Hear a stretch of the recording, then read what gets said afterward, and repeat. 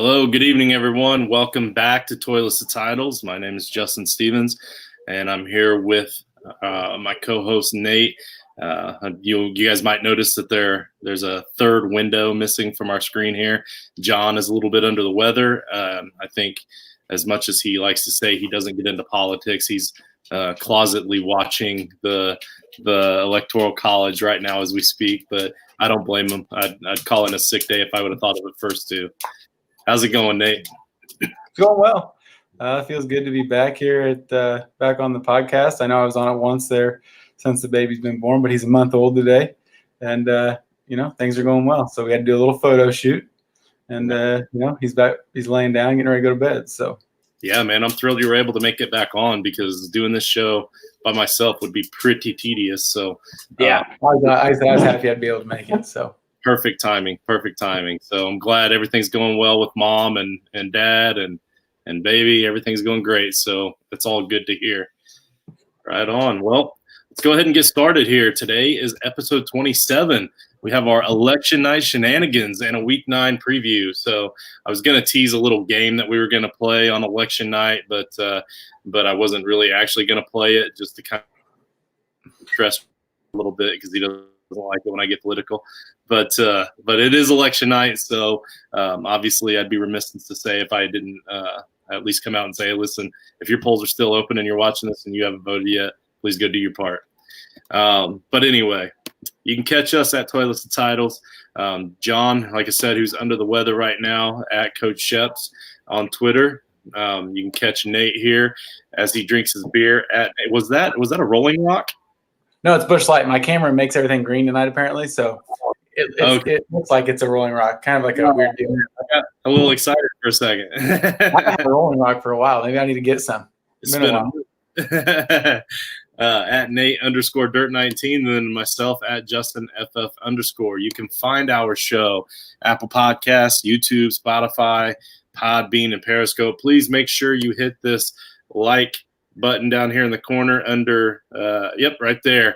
Under Nate's shoulder, hit that like or hit that subscribe button right there, and then give us that like button. Give us a comment if you'd like. If you got any questions, Rich is chiming in already. Raider Nation in the house. Okay, so we hear from Rich whenever the Raiders win. I've noticed that. We hear from Rich when the Raiders win. So that's good though. Even if we only get to hear from him a few times a year, we still love to hear from him. Oh man. All right. Let's see. Where were we at? And of course on the Apple Podcast, give us that 5-star review. It's a huge help. Helps the algorithms when people are trying to search us and whatnot. So thanks for all that. The Fantasy Cares update. The Fantasy Cares update is actually going really well. We are rolling through this. So we've hit another milestone, I believe, since the last time we spoke to you guys. We're at $90 right now. Every 50 followers, we chip in another $10. Our next target is only 14 away, has 689. Right now we're at 675 on the tweeter. So we appreciate you very much for helping us out with all that. Yeah, I know, Rich. I'm giving you a hard time. We know. He's always watching. He's like that. He's like that supervisor around the corner. He's always. Yeah. All right. Well, Nate, I guess we're just gonna jump right into the injuries here. We didn't have nearly as much in the way of injuries this week as we've had in the past, so that's always good to hear. I was a little scared about this first one. We're going to talk about Calvin Ridley with that midfoot sprain. At first, initially, I'm thinking, how long could a midfoot sprain be? How bad is that MRI going to be? Turns out the MRI says he avoided any serious injuries, probably going to be day to day. And then, but the one that's worrying me a little bit more here now is this Kenny Golladay with a hip injury out next week, or this next week, week 9, and then week to week after that. And you know how those hip injuries can really be tricky and affect people over a long period of time. If Golladay is out for an extended period of time, do you think this helps or hurts Marvin Jones and Matthew Stafford in that offense? Like as far as fantasy goes, obviously it hurts the offense on the field, but as far as fantasy goes, what do you think? I think that Yeah, I mean, obviously it helps Marvin Jones just because he's going to get more production, more volume. But I don't know, it's been nice for him not to draw the other team's number one that often. And like I said, it sucks. I know they're a division rival and everything, but I'm a big fan of Galladay, and watching him in Stafford, it's been pretty fun. So hopefully it's a week or two and he's kind of gets back. But I think it could be something that kind of nags him. Like I said, I think in the end it's going to be pretty good for Marvin Jones. I don't have him anywhere, I know that, but so. Yeah, I was mainly asking because later on in the show with our streamers, I'll go ahead and tease Matthew Stafford out there.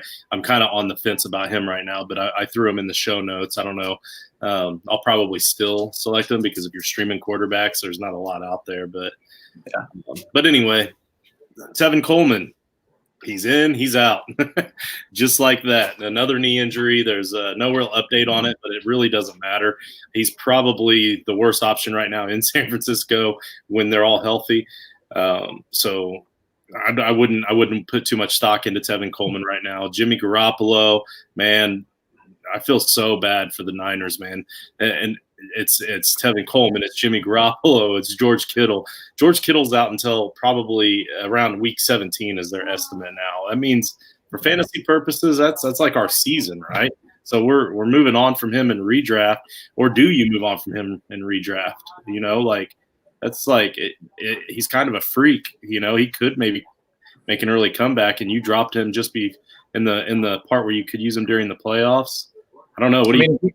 If you have IR in your redraft league or whatever, and there's a spot for him, most of the time that IR is, and especially about I think the redraft leagues I'm in that I can think of, you might only have 2 IR spots, and depending on who you got there or what you got, maybe we'll keep him for a little while and see what happens. And if, in 4 weeks, it doesn't look like anything's going to happen, then dump him. But, it sucks. He's another one that's fun to watch, but he just plays so gosh darn hard that I don't know if we'll ever get to see, a full great season, which is a bummer. Right. And it's because of the way he plays, man. Like, yeah, he's like an offensive Bob Sanders, like freaking dynamite out there on the field, but that dynamite blows up a little too easy. But yeah, the IR thing, that's nice. If your league has an IR, that's great. But unfortunately, I know a lot of mine were filled up after week 2. yeah, that's not good. Jimmy Garoppolo's injury is another ankle sprain, another high ankle sprain. This one's much more severe. They're saying at the very least 4 weeks, most likely more like 6, maybe even a little more, and he could even possibly have to have surgery this time. So we're moving on from Garoppolo because he wasn't playing that great when he was healthy and when he was in there this year. A huge letdown to fantasy owners, but Nick Mullins, he's out there in a lot of leagues, guys. Make sure you pick him up. T.Y. Hilton, groin injury, no real updates, but it doesn't really matter. Like it says that it's probably not that severe, but let's be realistic. He's been droppable for the whole season. So yeah, he's one that was probably ready to move on from, unfortunately. Yeah, I dropped him 2 weeks ago, and I haven't been upset by it at all. So yeah, I agree. Darrell Henderson, I put it on here earlier because we didn't really know a lot of details, but it's just a thigh bruise. They have a bye week this week, so he's probably going to play week 10. No big deal there. I'm going to let you talk about the Andy Dalton thing because I missed this on the COVID-19 list, so I'll kind of let you mention that one. Yeah, earlier today, sometime this afternoon, I got an update saying that Andy Dalton was placed on the COVID-19 list. Didn't say anything else about it. And then another update said that they were expected to start Garrett Gilbert or Cooper Rush because he was brought up from the practice squad. I guess the Ben DiNucci experiment is over. It's kind of, those guys like that, they don't really give him a shot. You know what I mean? He had one chance, and what was he going to do? Realistically, what did they expect to happen? And right. It's pretty much going to be the same for Gilbert or Cooper Rush. I don't think that, Garrett Gilbert, when he played in the AAF, the Apollos, I believe, was his team. So I heard something about that on. I think it was during the game. They showed it a clip of it. Yeah. So yeah, and the thing about DiNucci though, until we watched that primetime game this week, I never realized that his middle school basketball coach was McCarthy's brother. So like, and they didn't realize, they met each other much later on down the road. Like, so I wonder if that's why DiNucci was even on the team. I mean, they did take him in the last round. You know what I mean? Like, just because there was that connection, but yeah, it doesn't look good. I mean, especially with the Steelers coming to town, that is not. That's not a defense you want to just send some. I mean, might as well have me out there, and that'd be just as bad. Yeah, and something else that interests me with all this is that you said you told me that you put Andy Dalton on the show notes. So when I got home and I pulled it up, I was taking a look at it. I was expecting to see that like he's still in the concussion protocol, and it was just a really bad head injury. Maybe he's not coming back because it was a vicious hit. So, but so it was a surprise to see he's actually COVID-19 list. So I kind of wonder, like, are they kind of wanting to keep him down a little bit? Because I don't think you necessarily have to test positive for COVID-19 to get on the list. I think maybe if you're close contact or if they have suspicion or reason to believe, because they're playing it safe all the way across the board. Yeah. So, I kind of wonder if this isn't kind of a tanking situation, at this point. It could be. I mean, but I think half this, with how bad or how poor they've looked since Dak's, terrible injury, like it makes him worth that much more money. I know they weren't winning games, but they were setting records with him back there. It's pretty obvious that, he's not a guy that they can just move on from and start whoever. Yeah, my son said the same thing on our way to school yesterday. Yep. But Miles Gaskin was a late add to the injury here. Like, I didn't realize he was even hurt during the game, but evidently he has a MCL sprain and he's expected to miss at least 3 weeks. The Dolphins went out and traded to get DeAndre Washington to add a little bit of extra depth there. You got who's the old man there? Jordan Howard there. Burita, yeah. So now it's like I think they go more running back by committee, I think. But, I mean, I don't know. Obviously, Howard's probably going to get the goal line carries. He was doing really well with the goal line carries early on in the season. But with a weakened running game and a rookie quarterback, I mean, that defense is still playing really well. So, I don't know. That'll be interesting to see. Other updates, Joe Mixon's expected to return after the Week 9 bye. Nick Chubb's expected to return after the Week 9 bye. Chris Carson is likely to return this week. Austin Eckler is still going to be out for several more weeks. That injury, I guess they're saying it is extremely bad, which we already knew that, but it hasn't really gotten much better. Miles Sanders hopeful to return after the Week 9 bye, but that's not definite yet.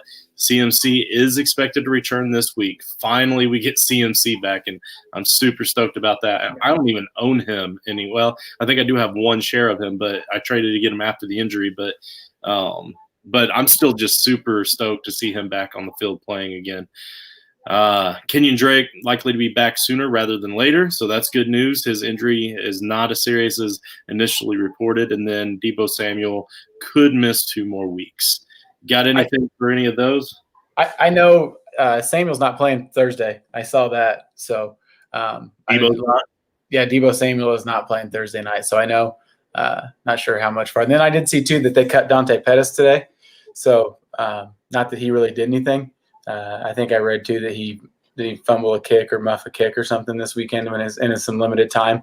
So I think that was probably it. And, yeah, he's done. So, maybe he'll get a run somewhere else. I know Sheps, I believe. For some reason, I think we had, we kind of had some high hopes for him 2 years ago, but just hadn't worked out. So, yep, right on. So, now we're moving on to the games of the week, and let's see. Sheps was the Ravens at the Colts, and obviously, I have a homer vested interest in that. But his note here was, will Lamar bounce back, or will the Colts defense keep him struggling? And that Colts defense is the real deal. They are for real. Unfortunately for me personally, I think this is a chance for us to see what Rivers is going to be like against actual competition. So far, he has played really well. The last few games, I've been extremely impressed because he's played a lot better than I anticipated he was going to be able to play this year. But he also hasn't really played a contender or a good defense at the very least. And the Ravens are both a contender and they have a great defense. So personally, I don't think that it's going to really matter how well Lamar plays because I don't see Rivers being able to overcome that defense. But what do you think? Do you think my Colts have a shot here? Yeah, I do. I'm excited about that game too. I've been listening to quite a few different guys this week talking about the Ravens in general, just because what happened last weekend and everything. And I think that hello, Callie. One of my dogs showed up. And what they're saying is, the Ravens, when they play a contender, they really struggle. And I think it's pretty evident that offense doesn't look like a pro style offense, and it really hurts them when they get down or when they play a real defense. And I think that, I think that's something that's going to happen this weekend. I'm not saying I'm dumping all my money on the Colts, but I think it's going to be a really good football game. Well, good. I hope you're right. What's your game of the week? My game of the week is the Seahawks and the Bills. It's been the Seahawks have just looked really good. Not their defense, but their offense has been phenomenal. 2 weeks ago, people thought, Russ threw 3 interceptions and who's this guy? Well, then last week, he just looked good. And then Nick Mullins came in and, they scored scored a little bit. And, Wilson just put his foot on the gas and didn't look back. He's been, looks like on the same page with Metcalf and Lockett. The deep ball still looks phenomenal. They did make some improvements on the defensive line. I don't know if Carlos Dunlap will play this weekend or not. I didn't really look into that like I should have. I think Jamal Adams should be back too. So that's, it'll be fun to watch. And the Bills haven't looked like we thought. They were pretty sharp, looked hot coming out of the gate, and they've kind of stumbled as of late. They didn't cover against the Jets. And last weekend, I think they would have won if Cam didn't fumble that ball. They kick a field goal, tie it up, go to overtime. I think the Bills win, but they didn't look that good and so I'm hoping they look better. But I think it's going to be a good game for sure. Right on. Yeah, I like it. I like it a lot. And you and John both chose a 1:00 game, so I went with the 4:30 route, and I'm choosing the Dolphins at the Cardinals. I chose this game because both of these teams are second in their divisions. I'm not real confident that either of them are going to be able to completely make that full comeback and win their division this year, but I do think that they're both going to be playoff contenders. Obviously, one is in the AFC and one's in the NFC, so they're not going to play each other in the playoffs. So it's not like this is a future playoff bout here. But when you get 2 playoff teams that have a lot to play for and they're still within arm's reach of their division title, and it's about almost midway through the season right now, they're going to have a lot to battle for. So I think this will be a really fun game. And both of these teams are also on a 3-game win streak too. I've already talked about the Dolphins defense playing really well right now, and that a lot of that has been, who they're playing against, but the offense has still been clicking. They've been scoring a lot of points. Cardinals are the same way. Kyler's been balling. He finds the open man. That defense is better than advertised. So I think this could be a nice battle. Yeah, it's going to be a fun one. I'm looking forward to. One of my good friends is a big Dolphins fan, and I'm a Kyler fan, not a Cardinals fan. So it'll be a fun one. Nothing wrong with that. Yeah. You want to before you go into your betting segment, you want to segue us through the Thrive promo and the Thrive Fantasy app? Yeah. So one of our sponsors here is the Thrive Fantasy app. It's basically a daily fantasy app. There's our other one. I forgot to talk about I'll let you talk about them. Not yet. They're not a sponsor yet, but they should be one day. But the Thrive app is basically a daily fantasy app with contests like your FanDuel or DraftKings. But instead of just picking players, you pick player props. Whether it's over 1.5 touchdowns or under. You get there's 20 to pick from, I believe, and then you get a couple of emergency picks just in case. And you get points for some more points for if it's above something or below. Just kind of depends on the prop. It's a lot of fun. I don't think Justin can play it in Indiana. There's a couple states that they aren't allowed to play it yet, but I think they're working on that. So, go ahead and download it where you can, see if you can play. If you can, if you enter our promo code, which is T2T, which is right below me here, the letter T, the number 2, and then the letter T again. And they'll match your deposit up to $50. So, put in $20, they get a free $20 or, except up to $50. So it's fun. And it's a different kind of game, good change of pace. I've been struggling on it a little bit. I think my regular gambling gets in the way of things, and I kind of lean to that too much. And it's been a couple rough weeks anyways, so maybe this weekend I'll reset and do a little better. So yeah, give it a shot. Like I said, the promo code is T2T, and we'd appreciate it, and so would they. So have some fun with it. And then, so it's been a little bit, but so some lines I've been looking at that I really like. I had looked at some of them Sunday when they opened. Like I said, this is from FanDuel. There's been quite a bit of movement in a couple of them. Not so much the ones that really caught my eye, but the first one I liked is the Titans -5.5 versus the Bears. I know that I dog on the Bears a lot, and that's okay, I guess. But the Titans, I think, are pretty pissed off after last weekend, getting beat down by the Bengals, which I don't think anybody saw that coming. And I think it's going to be a pretty physical game, probably pretty defensive, a lot of good defense played. But I think that the Titans will come out on top. They're a better team. The Bears, people are calling for Mitch Trubisky to come back in. I don't know what, it's really, that's what all I hear is, that's what they want. And that's bad.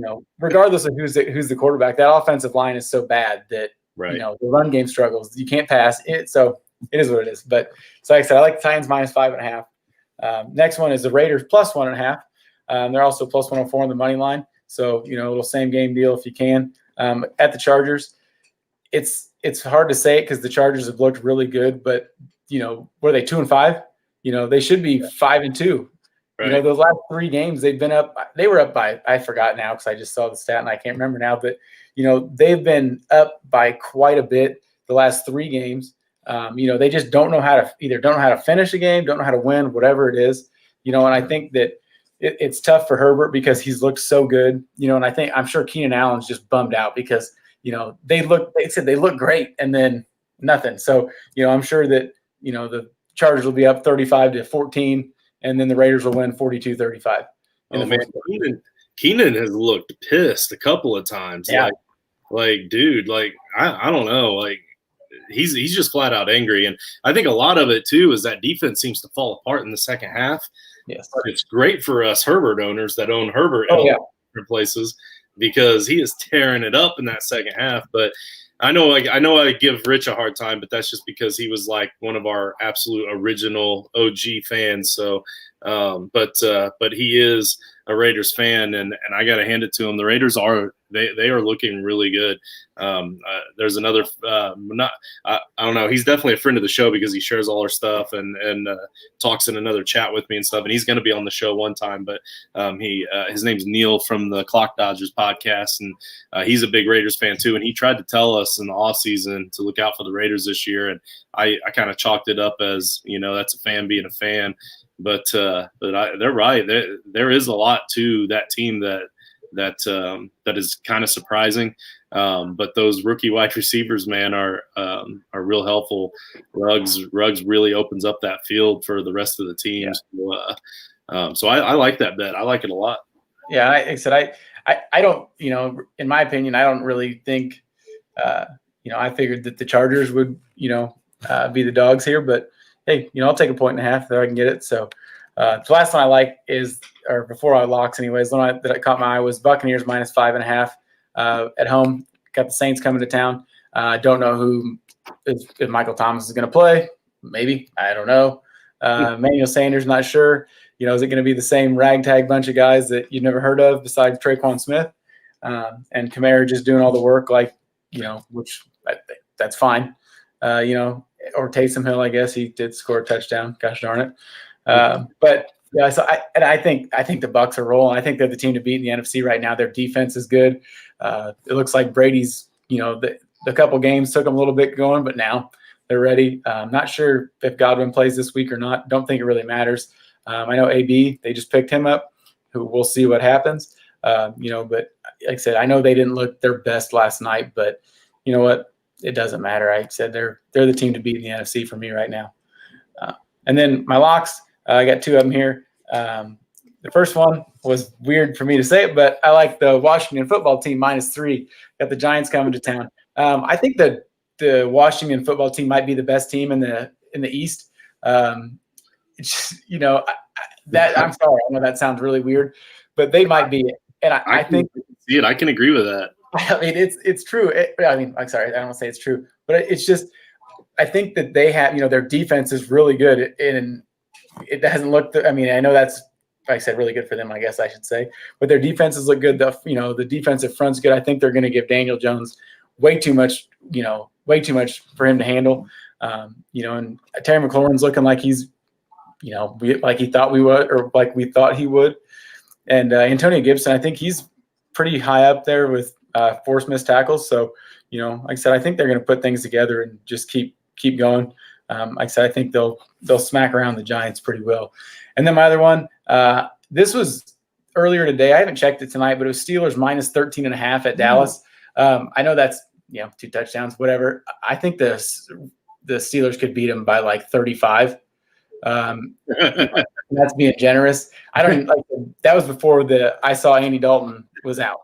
So, I don't know who. I don't know what we're going to see. Like I said, that Steelers defense is very, very good. Ben's looking pretty good. Their run game actually looks really good. Deontay Johnson, who knows? I'm getting upset every week. But the rest of them look good. Like I said, Steelers minus 13.5. I mean, if it was minus 19.5, I'd still probably hammer it. So yeah, no, that's a lot of points in the NFL, but Vegas knows what they're doing. That's a lot of points for a reason. So yeah, I did look it up. Godwin is still extremely questionable for this coming week. Just because you mentioned that, I just thought I'd throw that out there. And then I can agree with you on Washington. I do think that if Philadelphia can get healthy somehow, then they probably will be the best team in that division. But there's no guarantees that they're ever going to be healthy. So it could be interesting to see which 4 or 5 win team wins that division. And I just watching the Eagles Sunday night. Wentz looked like it was like he didn't care with the ball. I mean, I don't know that Cowboys defense is, he made that defense look really good. And I know there was some guys that played really well. DeMarcus Lawrence played well. Trevon Diggs played really well.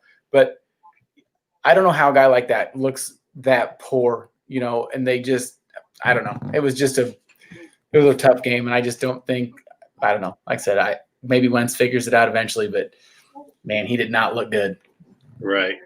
They were losing at halftime 9-7. Like, are you kidding me? But whatever. Yeah, it's insane. But I digress. And now we'll move on to our guy, Coach Sheps, his dudes and duds. He graciously was going to let me do this one, so hopefully I do okay for him. I got a couple duds at the end, but Vic said these are all from Sheps. First one is dudes. QB Drew Lock at Atlanta. He likes what he saw from Lock down the stretch last week. I think it's a good matchup for him and the Broncos offense. Between Judy Hamler, Deshaun Hamilton, Tim Patrick, Albert O. I can't say his last name. I'm sorry. And Noah Font. He's got a ton of options. I think the running backs, I think they look good last week too. And, that Atlanta defense is the secondary is pretty tore up. Another quarterback he's got is Ben Roethlisberger. And he says weekly start of the QB facing Dallas piece. Like I said too on my locks, I think Big Ben's going to feast. Running back, he's got DeAndre Swift at Minnesota. Swift was quiet in week 8, but I believe he'll be back in the driver's seat this week. The Vikings are letting up the Vikings let up 4.7 yards per carry to the Packers' backup running backs last week. Swift should have a solid day on the ground and look for somewhere between 4 to 6 catches. I hope he's right. I got him in quite a few places. And I think there is some room to run, and Matt Patricia just needs to give him the ball and stop messing around. It's been frustrating. Yeah, I agree. Another one, running back, Leonard Fournette versus the Saints. The Saints allowed Dave Montgomery 21 carries for 89 yards last week, and that was with no threat to the defense from the Bears passing game. With Brady, Evans, AB, it says Godwin, but he's not going to play, it doesn't sound like. Forcing the Saints to focus on the pass. Fournette's going to eat on the ground. Couldn't agree more.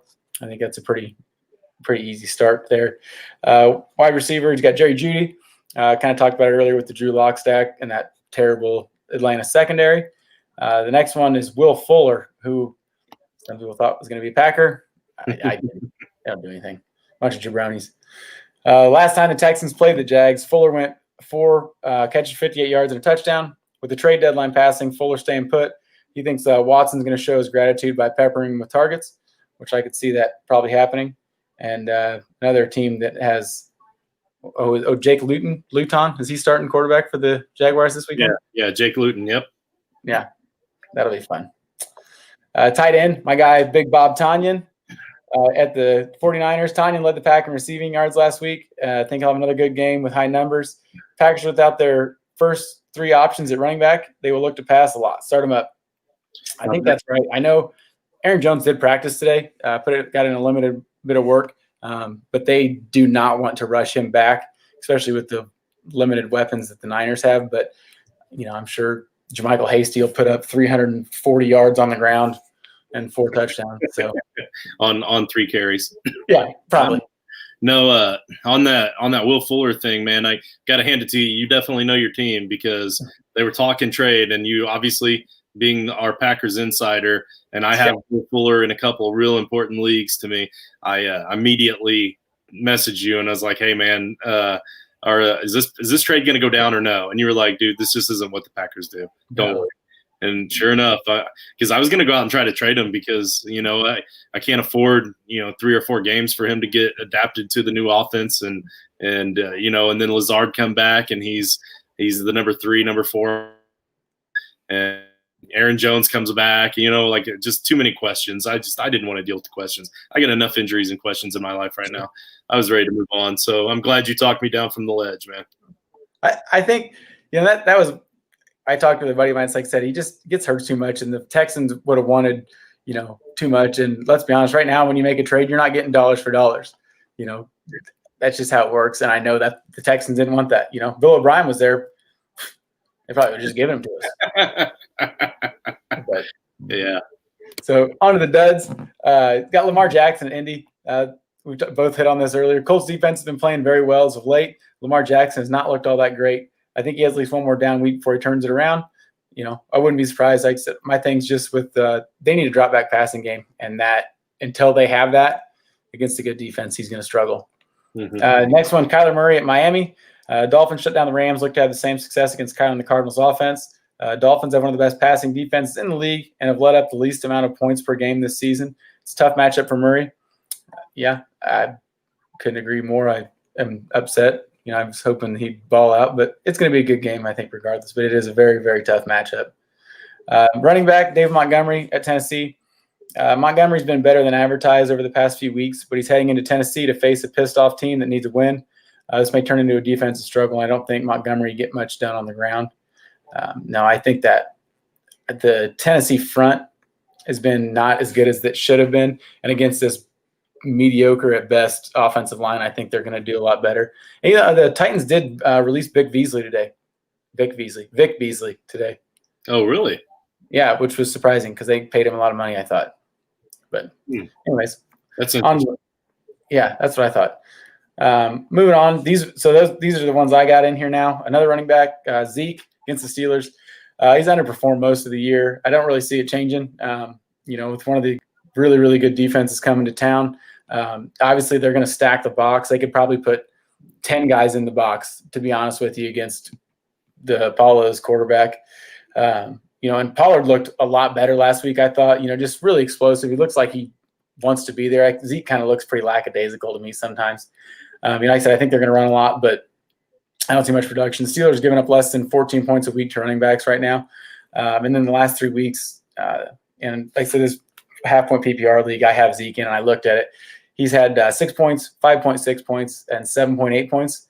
So it's been pretty tough sledding, and I don't see that changing. Yep.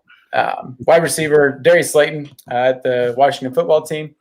Washington has been very good against wide receivers this season, and I think their defense, like I said, the defensive front's going to be tough on Danny Dimes. I know Slayton looked really good last night, but I don't think this is the week to start him if you have another option.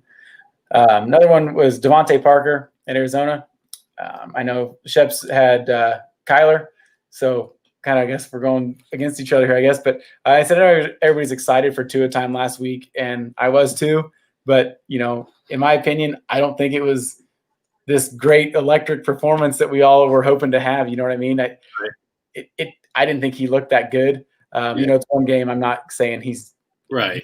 But when you make your first start against Aaron Darnold in the middle, that's right off the bat, you're going to be thrown off your normal game plan. So obviously he is a lot more talented than what we saw, but it was his first game too. So I didn't start him in any of the leagues I own him. I mostly just own him in Dynasty, getting him in the rookie draft this year. So so it was an easy no start for me, but hopefully you weren't desperate enough that you had to start him, but it'll get better. Yeah, I think it will get better. I think that the Cardinals defense is getting better. And I think if Patrick Peterson's out there, he could, if he shadows Parker, I think it'll be a long day for him. My last dud, and this hurts me to say it, is Mark Andrews at the Colts. I have a ton of shares of Mark Andrews, whether it's in Dynasty or redraft. It's been a tough season. Just the offense as a whole has been struggling. But, like I said, Colts defense is very good. And they're really good against the tight end. So I think that I think the Ravens are going to struggle. And I think that Mark Andrews is not a guy to start this weekend if you can help it. Yeah, definitely. I can agree with that. And just to throw this out there, the two dud running backs here, David Montgomery and Zeke Elliott, are my two main running backs in my main league. So I may just have to have you and John set my lineup for me. Send it over. Yeah, I'm beating my head against the wall. We start at 2 flex in that league, and my depth, like the top 3 of my bench, are equal to the bottom 3 of my starters, and then you throw in the two duds here. So now I just got like a pile of crap that I gotta pick 4 guys from. So it'll be interesting, but. And then, of course, I own Montgomery in a lot of leagues because I tried to tell you guys several weeks ago that he was my turtle head. And just like you stated, he has overperformed the last few weeks. I do agree that he's going to have a hiccup this week, but then he'll be right back on it with a few more good weeks. So, I am still starting Zeke in the one league I own him because I don't have anything else. But you have to. I don't expect much more than what I've been getting anyways. So I can't be let down, Yeah, I suppose. That just means that our letdown is over.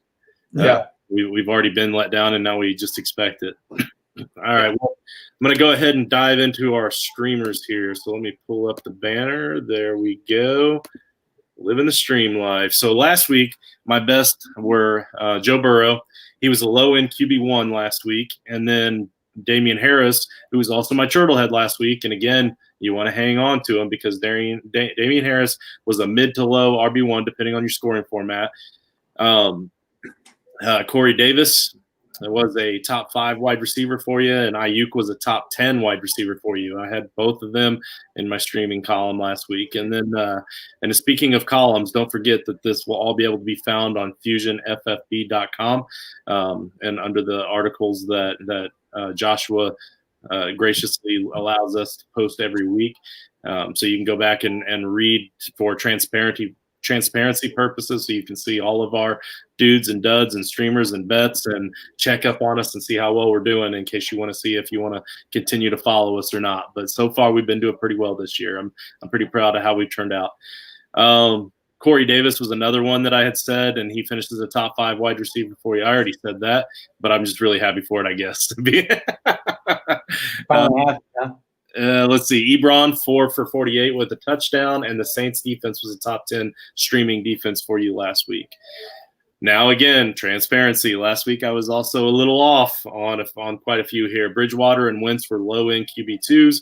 I mean, that's not horrible if you have to stream a quarterback, but you're really hoping to get a little more from the streaming strategy.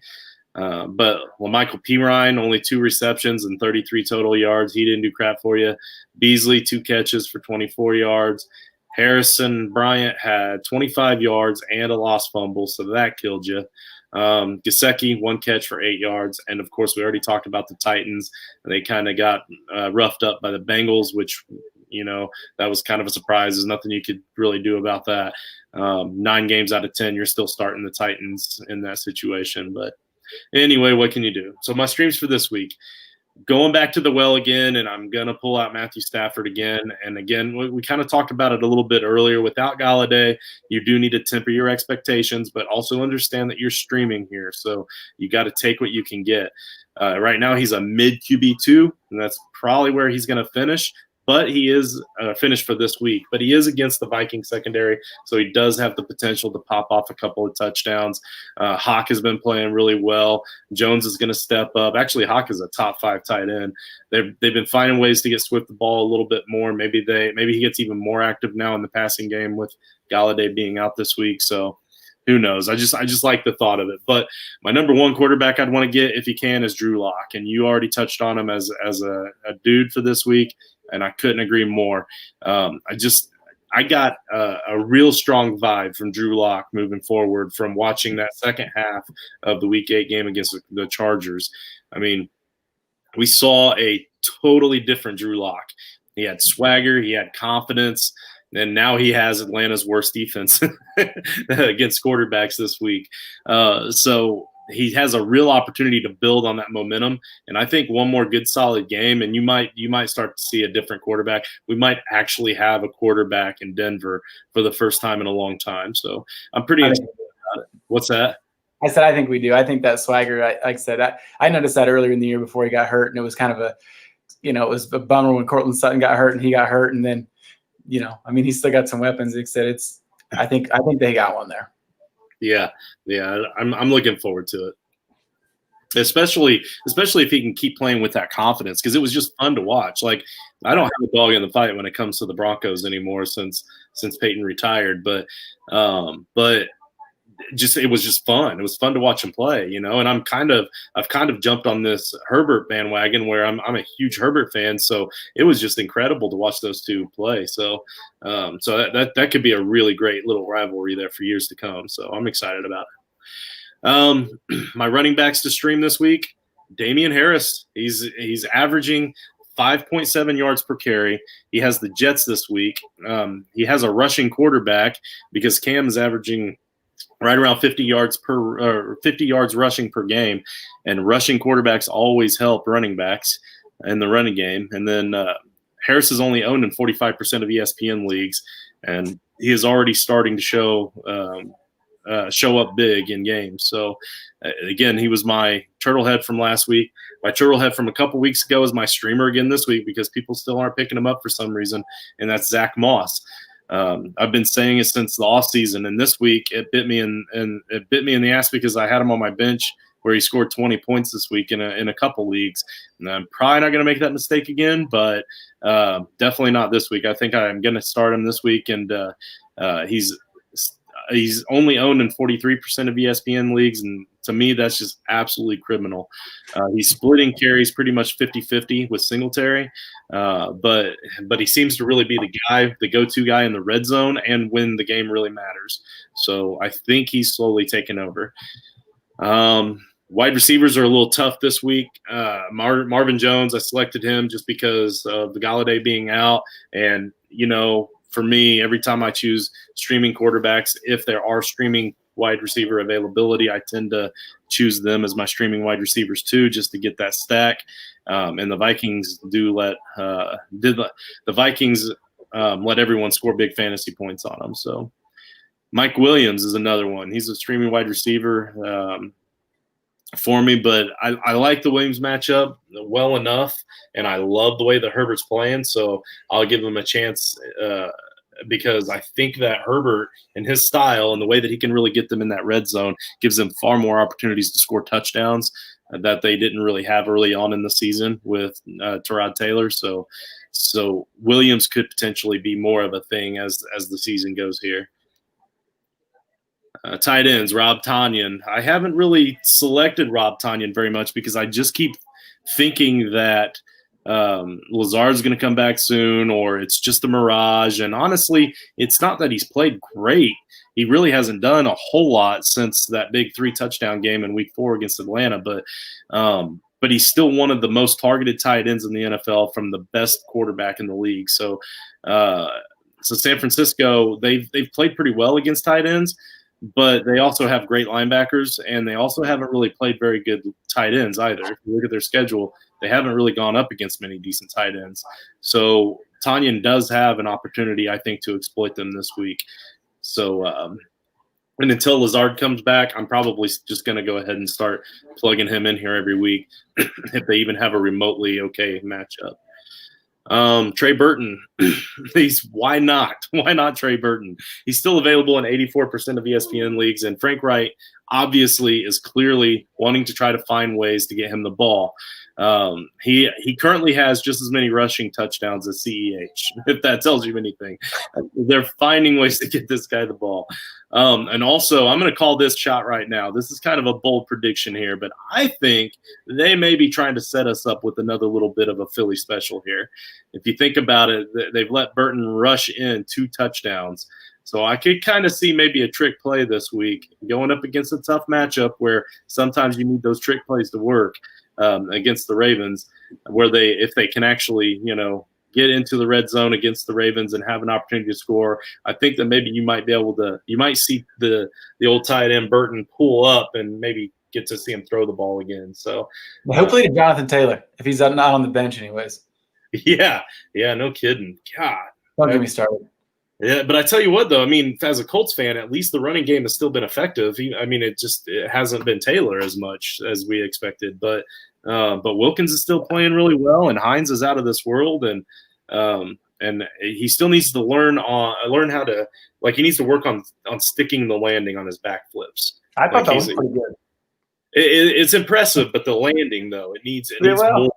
He stumbles back or he stumbles forward. So hopefully he gets a little bit more practice this week. Let's see. Get him in the end zone. Get somebody in the end zone. Yeah, exactly. We've already been talking them up earlier, but they are facing the Giants.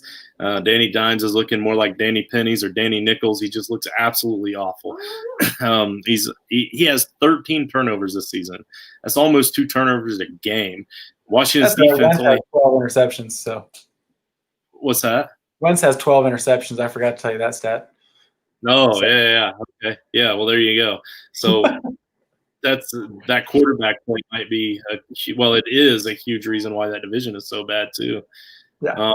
But yeah, so Washington's defense only had 1 sack against the Giants a few weeks ago, but they still played them extremely well, and it was one of their better games of the season on defense. Now they're coming off of their bye week where they've had another extra week to prepare for the Giants, and I think that they're going to really probably stick it to them. I don't see Daniel Jones being able to do too much here. The Texans played Jacksonville in Week 5 and by far had their absolute best game of the year when you talk about the Texans' defense and special teams. 2 fumble recoveries, 4 sacks, and only 14 points scored against. And now they're facing the Jaguars' backup quarterback, Jake Luton, or Luton. I don't know how you pronounce it. I guess we'll find out this weekend. But and just like Washington, the Texans get this juicy matchup right after their extra bye week for preparation. So they should be prepared for them. Some other streamers to consider: Kirk Cousins, Rex Burkhead, Frank Gore, Jerry Jeudy, John Brown, the Giants defense, and the Titans defense again. Got anything on any of that, or do we want to just roll right into the DFS lineups? Let's keep it rolling. All right. Cool. Go ahead. So Sheps has his DFS plays. I think he's been doing pretty decent. When I say decent, he's been doing very well. And I started giving out just a full lineup. I don't remember how he did last week. I guess I should have paid more attention. I'm sorry. And that it was very funny when I saw that about Matty Stafford. So this is DraftKings.com. At quarterback, he's got Ben Roethlisberger. I don't really need to say much about it. We've talked about it plenty. At Dallas, 6,500. Running back, Clyde Edwards-Helaire versus the Panthers for 6,100. I don't blame him there for that one at all. DeAndre Swift, that was one of his dudes at Minnesota for 5,000. Wide receiver, he's got Tyler Lockett at Buffalo for 6,800. I hit on that in my games of the week. It seems like almost they're going back and forth. 1 week it's Metcalf, 1 week it's Lockett. And I was pretty excited about Lockett and Wilson. I think before the start of the year, I think I said something about it, but that was his first wide receiver. Next one is Juju Smith-Schuster at Dallas for 6,200. Another thing we've hit on, I don't know, way too many times.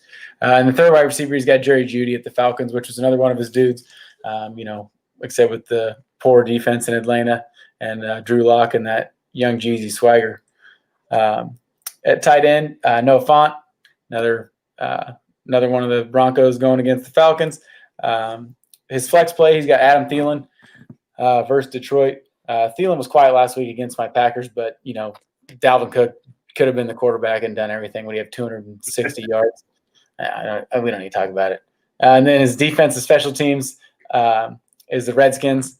Another thing, he said we've all talked about that tonight, and they're 3,400. So, again, real quick, quarterback Roethlisberger, running backs CEH and DeAndre Swift, wide receivers Tyler Lockett, Juju Smith-Schuster, Jerry Jeudy, tight end Noah Fant, flex Adam Thielen, and then the Redskins defense. So give it a shot. Let us know how you do.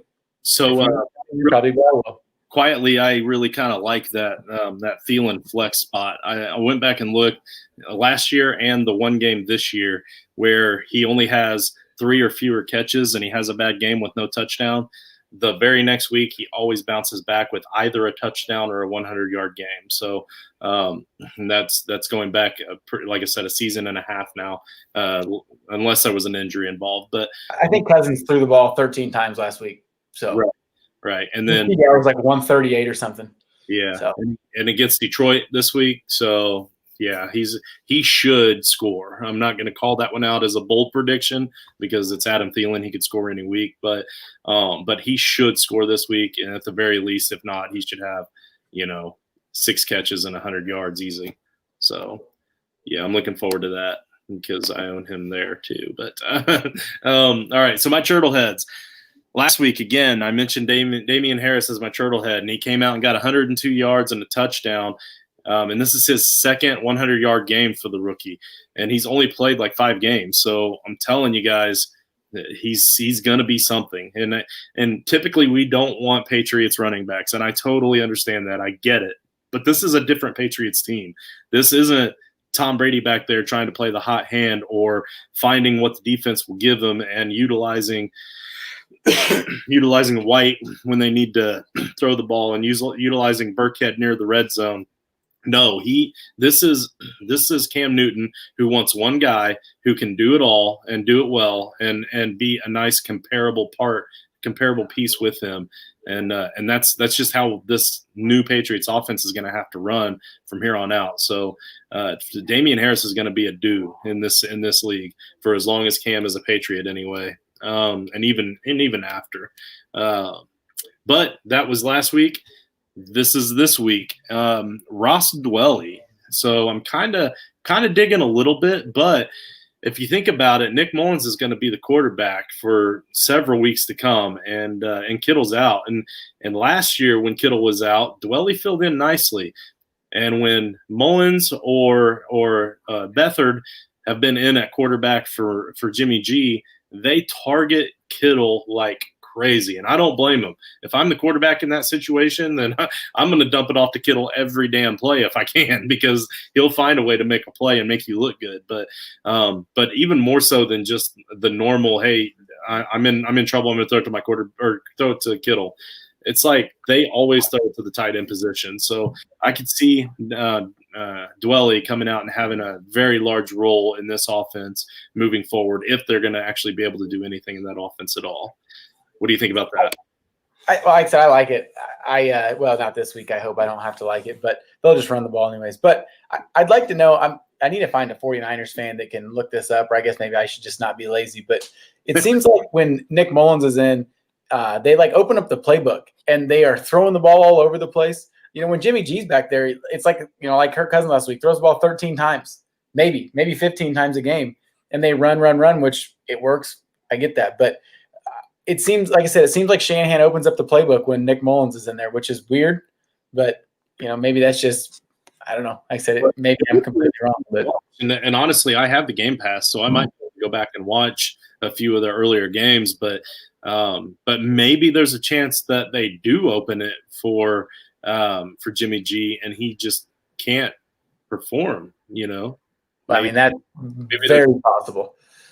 I don't know. It's worth looking into. Yeah, that's a great observation. I might have to look into that this week. Cool. Well, I mean, do you have anything to add before we get into the closing statements here? I do not.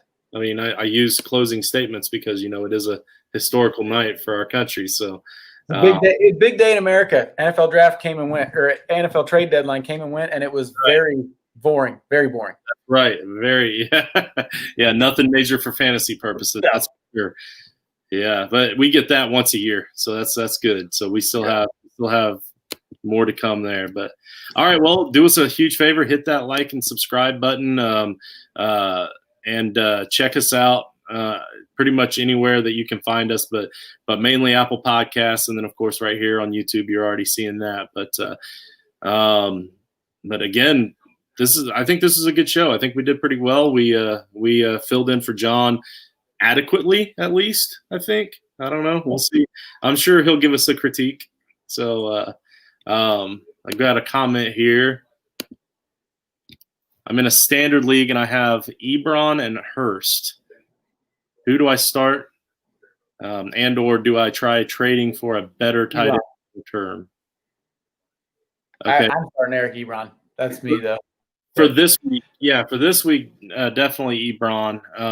But try to trade for a better tight end long term. I mean, and also, by the way, Doug, I don't know if you see it or not, but Rich is going with Ebronix also. So, but yeah, I think for this week it's got to be Ebron because of the matchup for sure. But long term, I guess it just kind of depends on your situation and what you can afford to give up.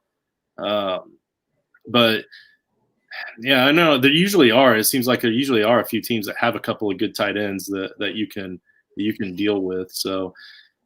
I don't play in standard leagues. I never have. And I've never really, like I said, this is the first year I've ever had like a big name tight end out of any redraft with Mark Andrews. So, I don't have a problem. Yeah, right. I don't have a problem rolling with Ebron, to be honest. I think that he's actually done better than he has in the previous years. And I think that Big Ben likes having him there. I know he's got a myriad of weapons to use, but I think that, I think Ebron's going to be okay. Nothing special, but here and there, like I said, he had a big touchdown last week. So, well, I'm looking at his schedule now.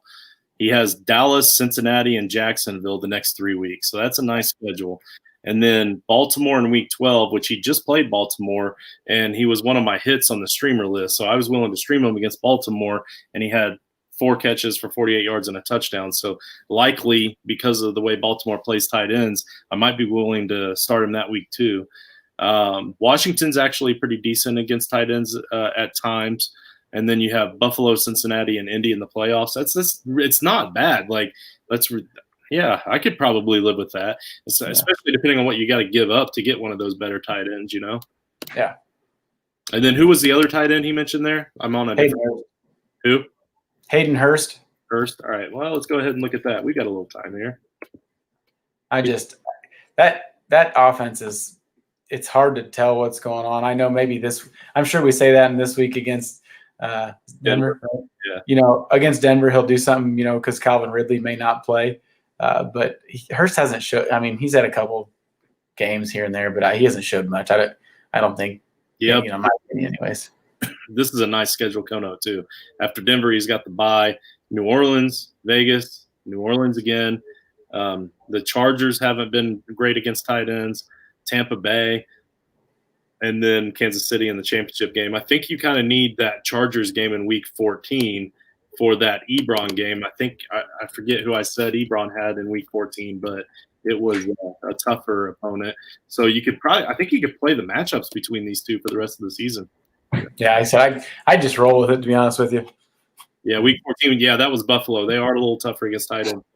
So I think week 14 you play that matchup switch, and maybe week 13 against Washington. I'm not 100% confident that I remember how well Washington is against tight ends, but regardless, between the two, I think you can play the matchups there. All right, right on. So, any other questions out there from TV land? Let's see. That's a Bart Simpson reference, by the way. I don't know if anybody caught that, but all right. So, I think that's it. Make sure you guys, like I said, make sure you like us on all of the possible apps out there. And again, election day, so make sure we are loving each other.